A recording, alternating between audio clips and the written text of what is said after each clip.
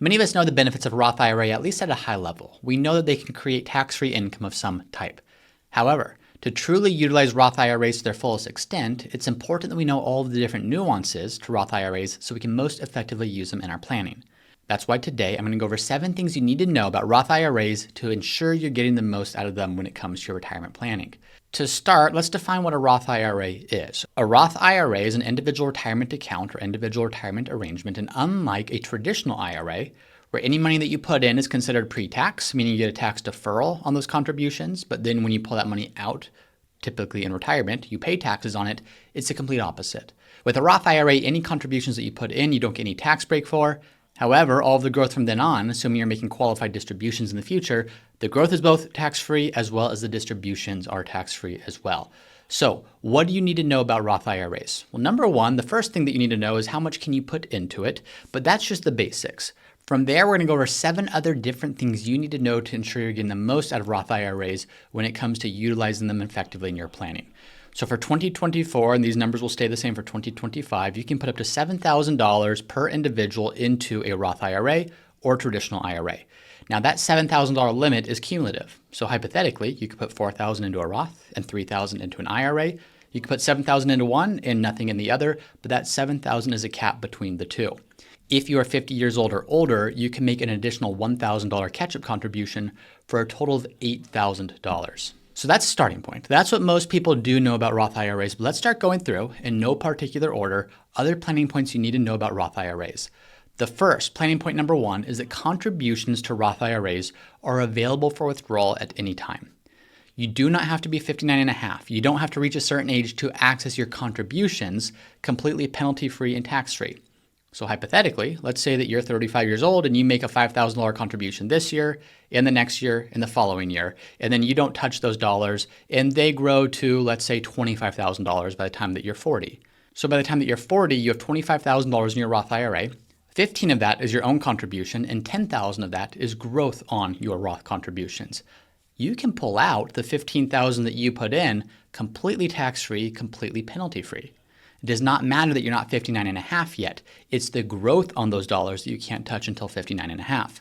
So if you were to pull out the $10,000 of growth, that is what would be taxed. That is what would be assessed an early withdrawal penalty of 10%, but the contributions themselves can be pulled out at any time. Now you may ask, well, how does the IRS know if this contribution I'm pulling out is actually money that I put in or if it's growth on that money? The IRS is always going to treat the first dollars out of your Roth IRA as contributions. So hypothetically, to use the same example, if you've put in $15,000 over the course of your lifetime, the first $15,000 that you withdraw, you don't get to tell your Roth IRA provider or the IRS, this is growth or this is contribution. The IRS just assumes that the first $15,000 is contribution. Once you've pulled out that amount, then they're going to assume that the difference above that is growth in that example. The second thing to know about Roth IRAs is there's something called the 5-year rule. Now, the 5-year rule says that you need to wait 5 years from the time that you've opened and funded your original Roth IRA until you can pull money out tax-free. Now, to add on to point number 1, and point number 1, I said you can take contributions out at any time. That is still true.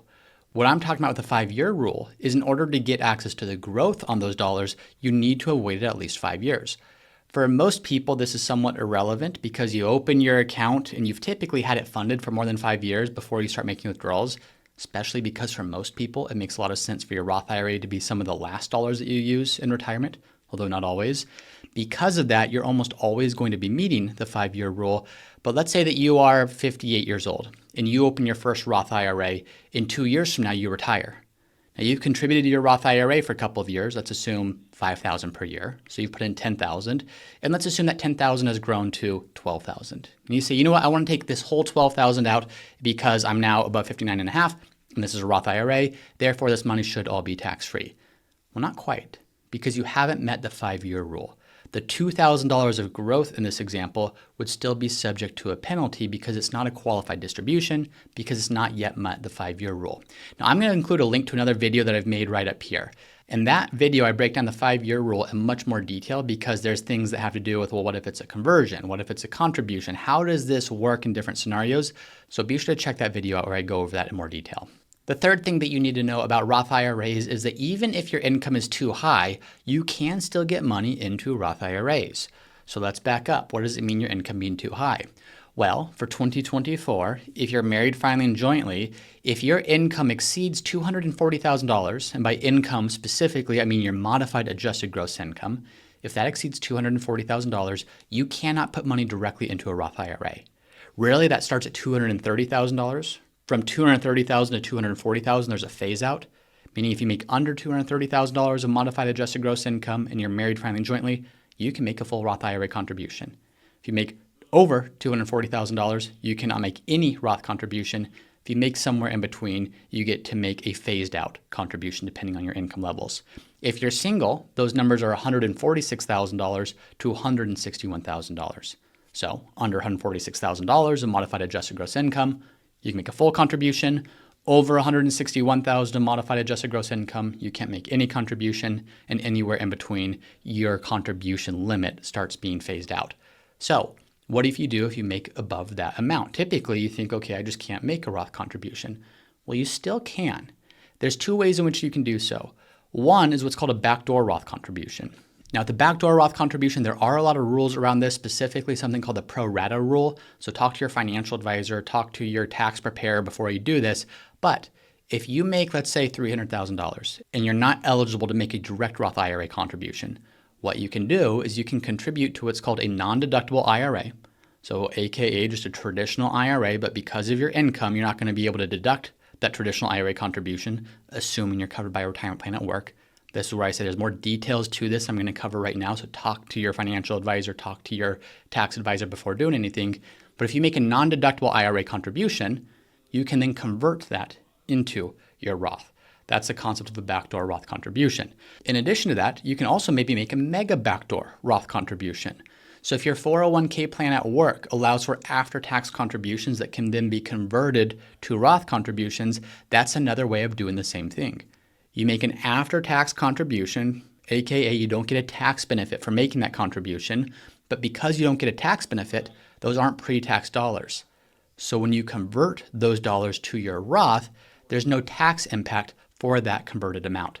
A lot of other details, a lot of other nuances to this, so I'm going to re-emphasize this. Talk to your tax preparer, talk to your financial advisor, do a ton of research before actually implementing this, but that's another great way to get money into a Roth.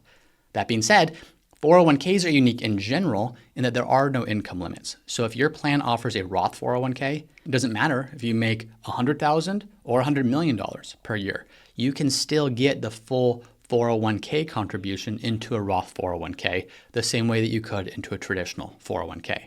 So keep that in mind, that you can always do a Roth 401k regardless of your income. And even if your income exceeds certain limits, you can still potentially do a backdoor Roth contribution. Just be very careful of what's called the pro rata rule, meaning make sure you don't have other traditional IRAs or simple IRAs or SEP IRAs outside of your 401k because that could throw a wrench into the whole thing. Or if your plan allows, you could do a mega backdoor Roth contribution through your 401k at work. The fourth thing that you need to know about Roth IRAs is they don't have any required minimum distributions. Now, this can be a huge benefit. If you have a traditional IRA or a traditional 401k, when you turn age 75 or 73, depending upon your birth year, you're going to be required to start taking funds out of that account.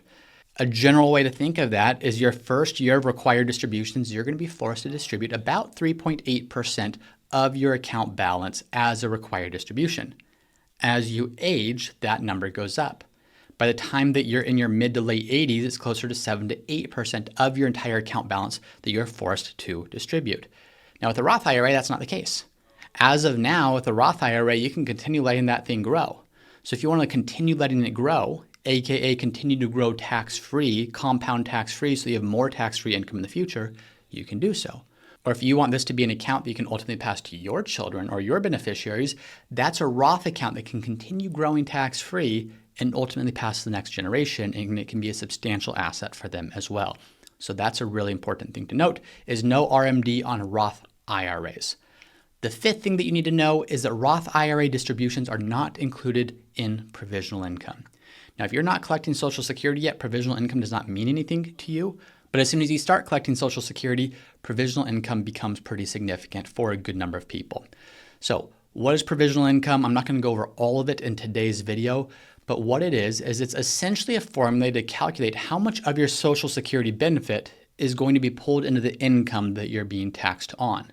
Because when you look at your Social Security benefit at a federal level, anywhere between 0 and 85% of that benefit is included in the income that you pay taxes on. So one of the important things to note when you do that is that your Social Security benefit itself, half of that amount is included in your provisional income.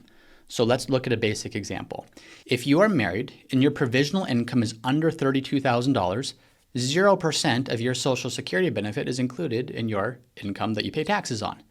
If your provisional income is between $32,000 and $44,000, 50% of those dollars are included in what you pay taxes on. Or if your provisional income is above $44,000, then up to 85% is included in the income that you pay taxes on.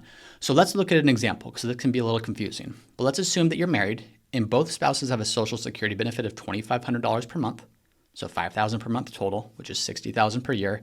And they're taking a combined $4,000 per month from their Roth IRAs. That's $9,000 per month of income. For a lot of people, that's a pretty healthy level of income. You can do a lot of things on $9,000 per month until you start to think, well, what is that number after taxes? Are we taking out $1,000 for taxes? Are we taking out $2,000 for taxes? Because then that's a different story in terms of how far that $9,000 goes. Well, here's the thing. If that was their only income source, we want to start by calculating what is their provisional income. We'll start by taking half of their Social Security benefit. If their total Social Security benefit is $60,000, half is then $30,000. If their only other income source is Social Security, which is $4,000 per month or $48,000 per year, doesn't matter how much that is, it's not included in their provisional income. So their provisional income is only $30,000, which means they're under the threshold and none of their Social Security benefit is included in their taxable income, and Roth IRAs aren't taxed as well. So they're taking home $9,000 per month and not paying taxes on any of it. Now that example is a little bit cherry-picked because most people have interest from cash in the bank, maybe they have some dividends, maybe they have other types of income, but you can start to see the power of having a low provisional income in that it protects a lot more of your Social Security benefit from being taxed. So all this to say, anything that you do have in Roth IRAs, when you do pull it out, it's not going to impact your provisional income. The sixth thing to know about Roth IRA income, and this is kind of like a tag along to point number 5, is that Roth IRA income is not included in your IRMA calculations. So depending on what your income is, that's going to determine not just what income taxes you pay at the federal level and or state level, it's also going to include things like how much do you pay in Medicare surcharges. This is what IRMA is. IRMA is, do you have to owe an additional surcharge in addition to your normal Medicare Part B and Part D premiums? Well, that's based upon your modified adjusted gross income, and because your Roth IRA income is not included in your modified adjusted gross income, you could hypothetically be taking out $1 million a year from your Roth IRA, and not only would that not be taxable, but it would not drive up your Medicare premiums, your Medicare surcharges in terms of the premiums that you're paying there. So another benefit with Roth IRAs, not only are they not subject to federal or state taxes, but it can also help you to keep your Medicare premiums low. And then finally, the seventh thing that you need to know about Roth IRAs is that just because you're not working doesn't mean that you can't contribute to a Roth. Roth IRAs are based upon earned income. So if you and a spouse, if neither of you are working, you don't have any earned income, neither of you can contribute to a Roth. If one of you is working though, your eligibility to contribute to a Roth IRA is based upon your income as a couple. So as long as one of you is earning, let's say $16,000 per year, the both of you could contribute $8,000 each to a Roth IRA, even if that $16,000 is coming from one spouse and the other spouse has nothing. Now you may say, well, James, if you're only earning $16,000 per year, you need to live on that. You can't actually use that to contribute to your Roth. That's very true, unless maybe you're earning a low amount because let's say you're working part-time before you retire. Maybe you have a brokerage account. And maybe that brokerage account, you say, let's start sliding some of these assets that we're paying taxes on the dividends and interest and growth. Why don't we slide $8,000 per year of that into our Roth IRAs? And now all the growth on that is completely tax-free forever. So even if you have low income and only one spouse has income, you can still make a spousal IRA contribution as long as there is earned income that justifies both of those contributions. Now, one final point as we wrap up here, this isn't one of the 7, but an important thing to note that a lot of people get confused on is there's income limits for Roth IRA contributions. There are not income limits for Roth IRA conversions. So just because your income's at a certain level means you can't make a Roth contribution anymore, but that does not prevent you from doing Roth conversions. So keep that in mind, that these income limitations have to do with contributions. They don't have to do with actual conversions. So those are 7 things that you need to know. If you're going to have a Roth IRA, know that it can be powerful when it comes to your ability to control your tax situation in retirement. But if you don't know all the different nuances and details to Roth IRAs, you're not going to be able to use them as effectively as you otherwise could have. So I hope that's helpful. If you're watching this on YouTube, please make sure that you like, you subscribe, make sure that you get notified every time new videos come out. If you're listening on Apple Podcasts or Spotify, please leave a review if you're enjoying the show. And also, if you know someone that you think could benefit from this show or is preparing to retire, please be sure to share this with them to make sure that as many people as possible get the information they need as they prepare for retirement. That's it for this episode, and I'll see you all next time. Root Financial has not provided any compensation for and has not influenced the content of any testimonials and endorsements shown. Any testimonials and endorsements shown have been invited, have been shared with each individual's permission, and are not necessarily representative of the experience of other clients. To our knowledge, no other conflicts of interest exist regarding these testimonials and endorsements. Once again, I'm James Knoll, founder of Root Financial, and if you're interested in seeing how we help our clients at Root Financial get the most out of life with their money, be sure to visit us at www.rootfinancialpartners.com.